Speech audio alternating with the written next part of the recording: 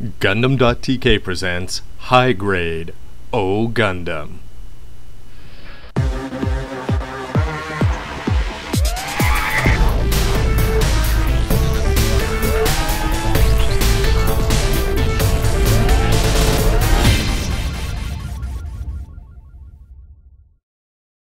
Hey everybody, Robert 184 2Rs 2Bs, and thanks for checking out my review, this time of the High Grade O Gundam Type ACD from the anime Gundam 00.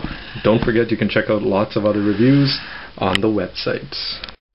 Quick look around the box, you get a front and back shot of the O Gundam, a little bit of story, and the pilot ribbons Allmark, the damn ribbons, and this kit sells for 1200 yen.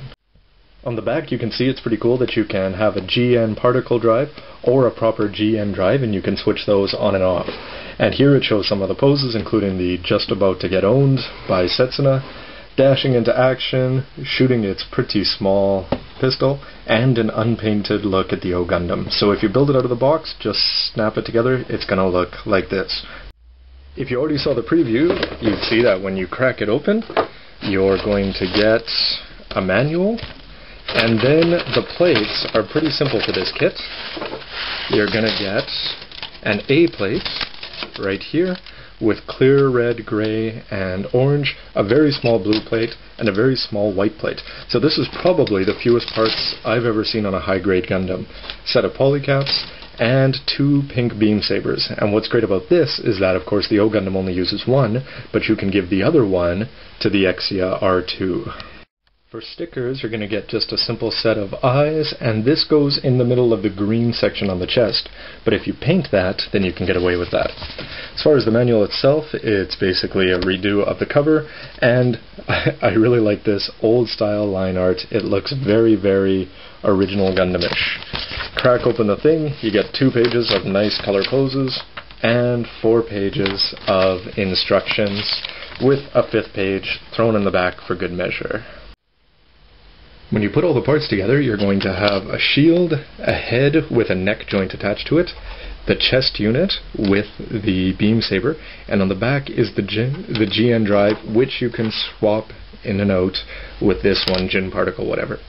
And then it has a very small pistol, not as big as a regular beam rifle, of course 2 arms, the lower waist section, and the legs, which are pretty unique. So let's take a look at the parts and then put it together. Now, starting at the bottom and working the way up, the legs are pretty unique in that they're attached here at the top, which then gets put into the waist armor, and usually you'll just plug these 2 legs straight in. But you'll see later that this offers it a lot more posability. Very few places to line. I just threw some gray in a few places there, and it looks pretty sharp. Now, as far as flexibility goes, this is unparalleled for our high-grade model. The knees can bend all the way back, and the ankle mobility, it can come practically all the way down, fairly far up, and as for the side to side, a pretty good job here as well, especially if you just bend this out of the way a little bit. I don't know if it's as good as the 00 Gundam, but these legs are almost master grade quality in their posability without the flimsiness or the difficult in posing that master grades sometimes bring. The waist section down here, of course, has the attachment where you'll put the legs in. These parts on the side have incredible flexibility on a nice little ball joint. Probably one of my only complaints about this is that this front armor, it's not independent. The left and the right, you have to move them together. So if you have the one leg forward, you have to pull up this skirt armor as well. The back over here, nothing too much, but the yellow stands out pretty well. As far as the chest goes, it's a nice start at the bottom that this red piece, it doesn't have a lot of flexibility, but you can still move it, so you can get the chest to move a little bit on the top. In here you should be putting in a seal, but as anybody who's seen my 1/100th reviews knows, if you buy green, blue, and red, you can add a paint to pretty much all the 00 kits. So I just slapped some green in there, and because it's on a white background, I think it looks pretty good. Threw some black lining in there, and a little bit of black lining around the yellow there. These white parts are very unique when you take them off the sprue, but they look good once they're put in. And something that's unusual as well is the way the arm is attached. You put it into a ball joint here, and you'll see later, tons of flexibility options. Gaping hole here because the head you'll put in a joint.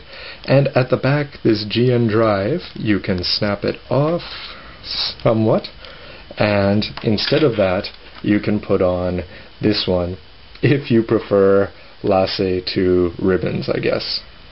The arms have a very, very clean look, again with hardly any lining. I just put some around the elbows. The ball joint sticks out of the shoulder. You can spin this around, and as far as flexibility goes, not bad. You can bend it up about this far.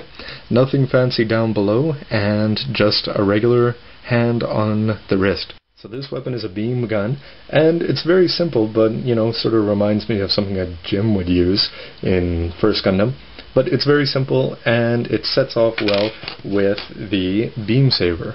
And what I like about the beam saber is that it's skinny on one side and a little bit fat and flayed out. And so on the back of the chest unit, there's a single mount here, and you can pivot that around and pull that out, and you can put the beam saber in only in one way because it's got a cut in there accordingly.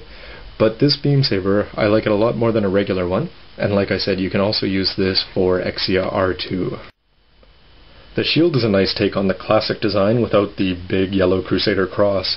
But something that it's a small complaint, but when you put this into the hand, you plug it in underneath, and then this just folds in. So if you have the hand coming across, it can fall down like this sometimes, because there's no actual peg to put that in. That's something that's fixed on the Exia. Now, the size of the head of a high grade takes some getting used to compared to a 1/100th, but I think they did a really good job of capturing the original Gundam. My only complaint is that up at the top, I had to do that with marker. There's no seal, so just put a black pen in there and it'll work out, and add some black lining around here. But there's pretty deep cuts, except on the front of the mouth guard. Those were a bit shallow, so you're going to have to do that a couple times to try to get it right. But what's sort of cool about this head is that this neck piece has a lot of flexibility, and you can actually pull off a lot of different poses with the head. And just a quick note, because real life is a little bit busy, I'm really sorry that the videos are taking a lot longer and there haven't been as many updates to the site. But I can't make any promises about the frequency and how that's going to pick up or not in the future. But I do want to say thanks to everybody who sticks with the site, and thanks for subscribing and checking this out, and stay tuned for a lot more. Thanks for watching, everybody. www.gundam.tk